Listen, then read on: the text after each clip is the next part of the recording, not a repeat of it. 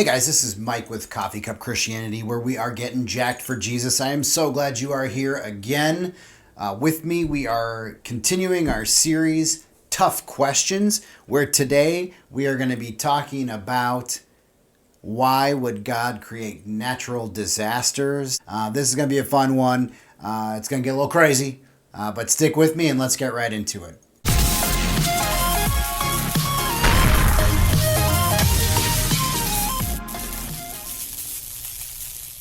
All right, so the question is, we can't really let God off the hook for acts of God, right? Like tornadoes and hurricanes and famine and pandemics, right? Viruses. Those aren't things that someone's free will created, right? So we can't let God off the hook for that. So what's the deal with those things, okay? What's the deal with natural disasters? All right, follow me on this journey. I've got three things that we're going to talk about, three different answers to that question. And we're just going to go right into it. Number one, perhaps the pain and suffering in the world is actually caused by evil people's free will.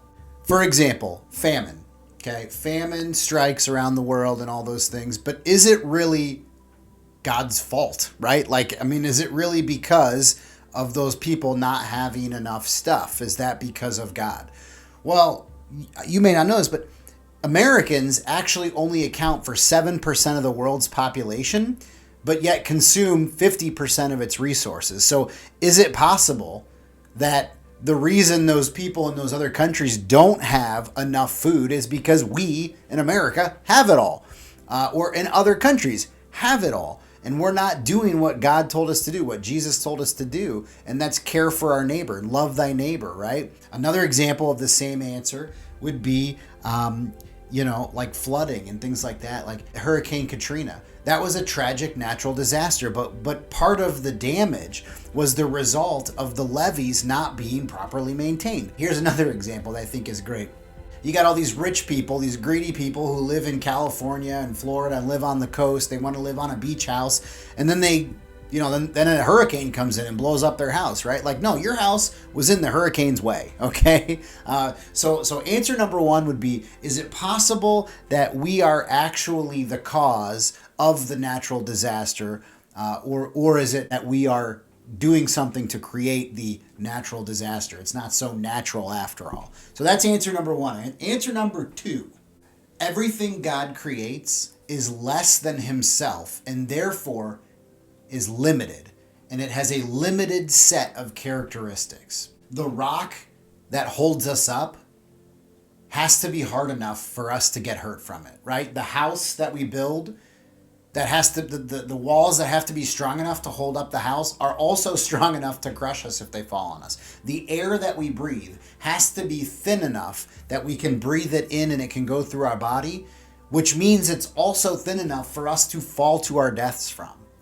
The water that we drink has to be dense enough that we can drink it and it can go through our system and absorb into our body and provide us the nutrients that we need. But that also means that it is dense enough that we actually can't breathe in it, and that therefore we would drown. You see, there's a limited set, there's a balance, there's limited set of characteristics there. And we can only operate within that set of characteristics. We can't operate outside of it. So to sum that up, every positive feature of any created entity can also be a negative feature of any created entity. I know you don't like that answer, but that's the reality, is we have to live within the parameters that we live in, right? Number three. All right, so you might be asking yourself, okay, Mike, all right, Mr. Smart Guy, you've answered the question about natural disasters and floods and famines and stuff like that, but what about viruses, pandemics, right? Those kinds of things. Like who's to blame for that? What's the excuse? And I'm going to give you answer number three, because this is kind of the category that I think if we can't answer it with one or two, it fits into this one. And this one you may go away on. You may say, Mike, I had you up until this point. Now I don't want to listen anymore. But I'm telling you, man, this is the realest of the answers, okay? I'm going to tell you, human free wills are not the only free wills that God has created. Okay. Well, what you're saying, what? What are you saying? The virus has free will? No, that's not what I'm saying. What I'm saying is that God not only created humans, but there are also these other spiritual beings that God has created. I know, angels and demons. I get it. But listen, the Bible gives plenty of evidence for this.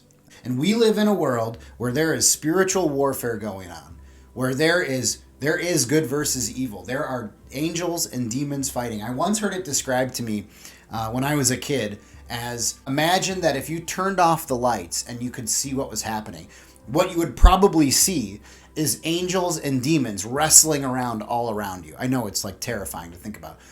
But the reality is that they are constantly fighting this spiritual war. And we are just on their battlefield, right? And we get to pick sides, okay? We get to pick Jesus or Satan, I guess. Jesus or not Jesus. And so that's what's happening. And a lot of what happens in the world is casualties of war. For example, the story of Job in the Bible, right? God tells Satan, you can do whatever you want to Job. He's still going to love me. And so Satan gives him like leprosy or something. It's defined in the Bible as like boils all over his body. It's like the worst pain imaginable.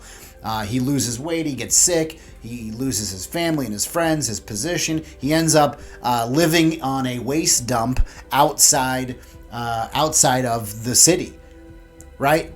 And so that's not God doing that to him. I don't believe that God punishes us with pandemics or viruses or birth defects or things like that. I think what happens is that demons and angels are constantly fighting over the world and everybody in it. And I think that sometimes, Satan says, hey, I got this great idea. I'm going to create this virus and it's going to terrify the entire world.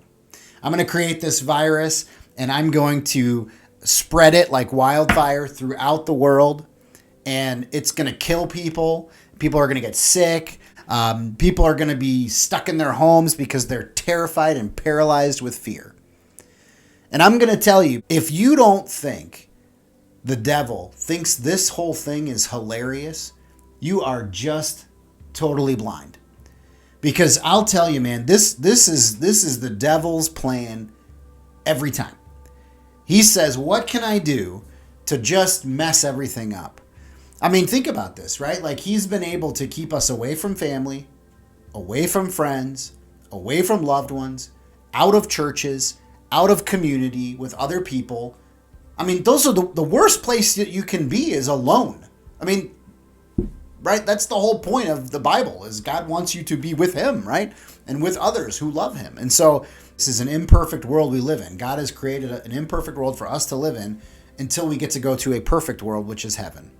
And so while we live, again, like I said, with answer number 2, where we have to live in the parameters, right? Like, air has to be breathable, therefore it's also fallable. We can fall through it, right? And because that's possible, you also have to live in the world where there are parameters, right? Like, we live in an imperfect world with imperfect people and imperfect weather patterns and imperfect, floodplains and all these different things, right? And so the answer then is, what do we do with that? What do we do with that? And I'm going to say, be joyful, right? Be joyful. Because again, in the end, Jesus wins, right? The end of the war, the spiritual warfare that's going on is the demons don't win that. Like, they just get to bide their time while we're all here, and they get to mess with us and all that stuff. And even, even sometimes we die, right? Like, sometimes people get a virus and they die from it. Or sometimes, a flood kills something like that. But when you're a Christian, like, when you love Jesus, you still go to heaven. Like, it doesn't matter if you die now or in 10 years or 20 years. If you're a Christian, if you love Jesus, you're going to heaven and you get to go see him. So none of all this other stuff matters, right? And so, I guess what I'm saying is, look, if Jesus wants to take me, he can take me. And so, yes, it's unfortunate that demons and angels are fighting over us, and yeah, we might get sick because maybe that's what they're doing. That's the new trick that they're using, because the point of what they do is to make us forget about God, right? Like in the book of Job, that's the whole point. It's essentially a bet between Jesus and the devil, God and the devil, and God says, look, you could do whatever you want to Job. He will never curse my name. So look, bottom line is that if you have a relationship with Jesus Christ, none of this stuff matters. period. I mean, COVID doesn't matter. The struggles you go through in life don't matter. We talked about it in one of the other videos. That, look, the war is over, man. I mean, essentially what's happening is, in the old days, for example, there'd be a war, right? And then they'd have to send a letter to the other army, right? Like to the rest of the army, like, hey, the war's over, right? Because like there were no phones, right? There were no telephones. There were no, cell phones. So like the war would be over. Like I would sign the surrender and then they would have to tell people. So there'd still be fighting. Like 3 months later, they're still fighting in, Texas or something. And they'd have to send somebody by horse to go tell the people in Texas, hey, the war's over. It's over. That's what's happening on earth right now. The war is over. Jesus wins. But the demons are still there. They're still here fighting each other and us and the angels and stuff like that. I get it. It's sometimes people are like, man, that's just too much. And I get it. But, it's not for me. So I love it. And jacks me up. So